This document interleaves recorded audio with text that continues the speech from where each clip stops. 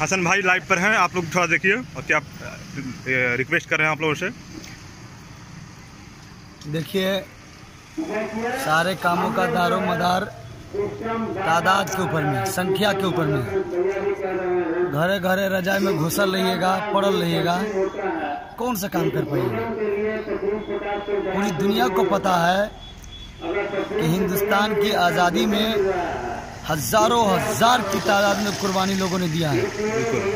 यहाँ 12,000 है, लेकिन यहाँ 1200 भी नहीं है। तो पूरे पटना में या बिहार के जिस कोने में उम्मीदवार हैं, मैं सबका शुक्रिया अदा करता हूँ। और ये मैं बोलता हूँ कि जिस धारणा को पूरे बिहार के उर्दू टीईटी उम्मीदवारों ने अपनी मेहनत और मशक्कत से मुनक़िद किया है, उस धरना प्रदर्शन को कामयाब करना आपका फर्ज बनता है। और आप अपना सर्टिफिकेट, मार्कशीट, आधार कार्ड के साथ में हर हाल में आपको पहुंचना है तो पहुंचना है, ताकि इंशाअल्लाह हमारी कामयाबी कोई नहीं रोक सकता है।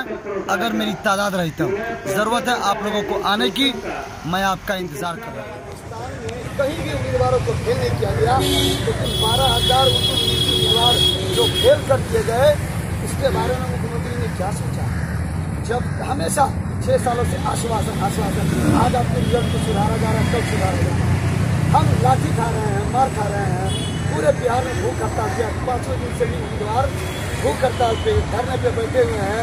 क्या इसी तरह आश्वासन हम देते रहेंगे? क्या करने वाले हैं? आगे हम यही करने वाले हैं कि पूरे बिहार के उम्मीदवार आज से लेकर के कल तक के, अगर सरकार के हमें लोग यहाँ तक के नहीं पहुँच रहे, लिखित आश्वासन नहीं देंगे, तो डायरेक्टली पूरे बिहार के उम्मीदवार एक साथ हम आत्मदाह करेंगे।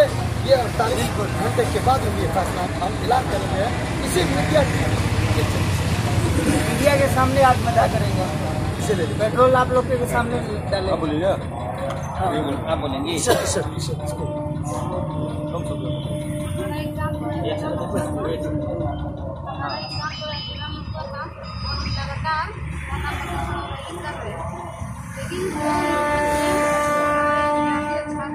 फर्स्ट में पास किए और सेकेंड में भी पास हुए। अच्छी बात है, सेकेंड में पास हुए, हमें खुशी मिली। लेकिन क्या हुआ, जो फर्स्ट में पास हुए, थर्ड में क्या किया गया, जो फर्स्ट में पास थे उनको भी फेल कर दिया गया। इसलिए कि ग्रेस मार्किंग को 6 नंबर दिया गया और 13 नंबर काट दिया गया। ये बनाएंगे कि हम लोग आत्मदाह करेंगे, इसलिए कि हम लोग 6 सालों तक परेशान हैं। अब हम लोग को बेइज्जती जैसा महसूस हो रहा है।